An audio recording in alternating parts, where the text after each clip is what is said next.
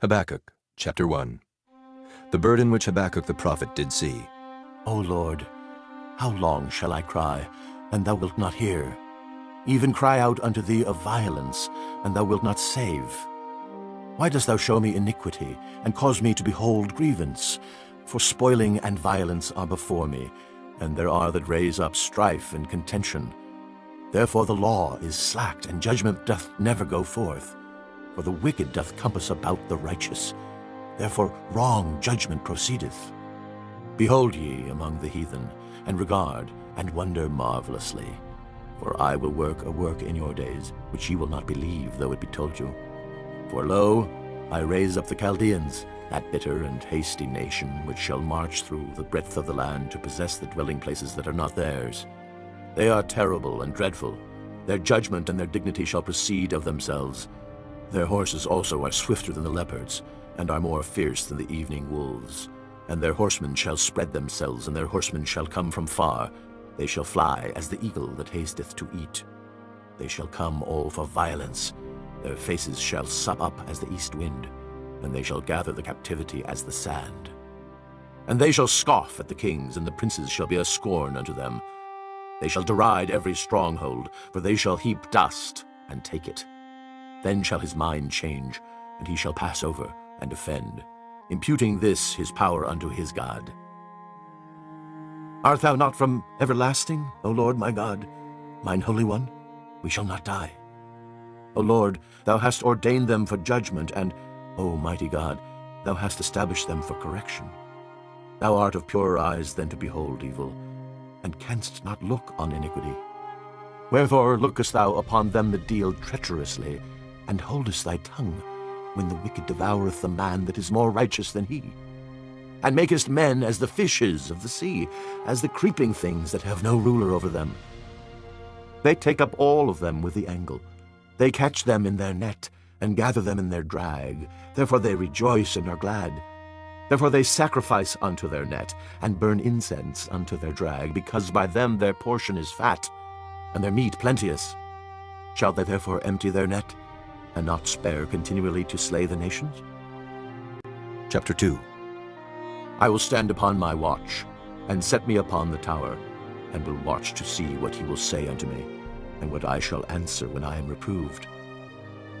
And the Lord answered me, and said, Write the vision, and make it plain upon tables, that he may run that readeth it. For the vision is yet for an appointed time, but at the end it shall speak, and not lie. Though it tarry, wait for it, because it will surely come, it will not tarry. Behold, his soul which is lifted up is not upright in him, but the just shall live by his faith. Yea, also because he transgresseth by wine, he is a proud man, neither keepeth at home, who enlargeth his desire as hell, and is as death, and cannot be satisfied, but gathereth unto him all nations, and heapeth unto him all people. Shall not all these take up a parable against him, and a taunting proverb against him, and say, Woe to him that increaseth that which is not his! How long? And to him that ladeth himself with thick clay. Shall they not rise up suddenly that shall bite thee, and awake that shall vex thee, and thou shalt be for booties unto them? Because thou hast spoiled many nations, all the remnant of the people shall spoil thee, because of men's blood, and for the violence of the land, of the city, and of all that dwell therein. Woe to him that coveteth an evil covetousness to his house, that he may set his nest on high, that he may be delivered from the power of evil.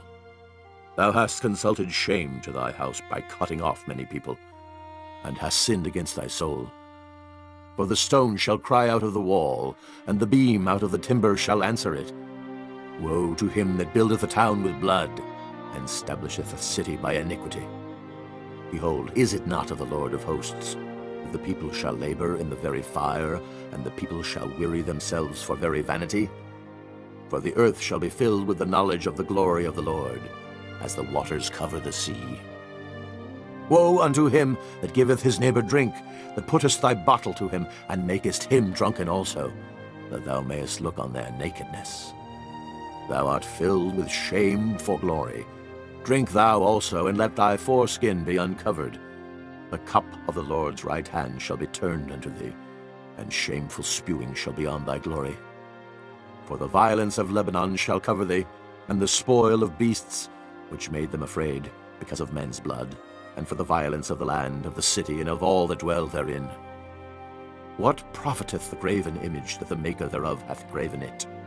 The molten image, and a teacher of lies, that the maker of his work trusteth therein to make dumb idols?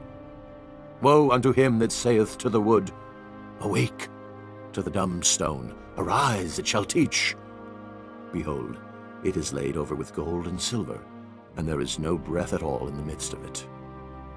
But the Lord is in his holy temple. Let all the earth keep silence before him. Chapter 3. A prayer of Habakkuk, the prophet, upon Shigionoth. O Lord, I have heard thy speech, and was afraid. O Lord, revive thy work in the midst of the years. In the midst of the years make known. In wrath remember mercy. God came from Teman, and the Holy One from Mount Paran, Selah. His glory covered the heavens, and the earth was full of his praise. And his brightness was as the light. He had horns coming out of his hand, and there was the hiding of his power. Before him went the pestilence, and burning coals went forth at his feet. He stood and measured the earth. He beheld and drove asunder the nations, and the everlasting mountains were scattered. The perpetual hills did bow. His ways are everlasting. I saw the tents of Cushan in affliction, and the curtains of the land of Midian did tremble. Was the Lord displeased against the rivers? Was thine anger against the rivers? Was thy wrath against the sea, that thou didst ride upon thine horses and thy chariots of salvation? Thy bow was made quite naked, according to the oaths of the tribes, even thy word. Selah. Thou didst cleave the earth with rivers. The mountains saw thee, and they trembled. The overflowing of the water passed by. The deep uttered his voice, and lifted up his hands on high. The sun and moon stood still in their habitation. At the light of thine arrows they went, and at the shining of thy glittering spear. Thou didst march through the land in indignation. Thou didst thresh the heathen in anger. Thou wentest forth for the salvation of thy people, even for salvation with thine anointed. Thou woundedst the head out of the house of the wicked by discovering the foundation unto the neck. Selah. Thou didst strike through with his staves the head of his villages. They came out as a whirlwind to scatter me. Their rejoicing was as to devour the poor secretly. Thou didst walk through the sea with thine horses, through the heap of great waters. And I heard my belly trembled. My lips quivered at the voice. Rottenness entered into my bones, and I trembled in myself that I might rest in the day of trouble. When he cometh up unto the people, he will invade them with his troops. Although the fig tree shall not blossom, neither shall fruit be in the vines, the labor of the olive shall fail, and the field shall yield no meat. The flock shall be cut off from the fold, and there shall be no herd in the stalls. Yet I will rejoice in the Lord. I will joy in the God of my salvation. The Lord God is my strength, and he will make my feet like hinds' feet, and he will make me to walk upon mine high places, to the chief singer on my stringed instruments.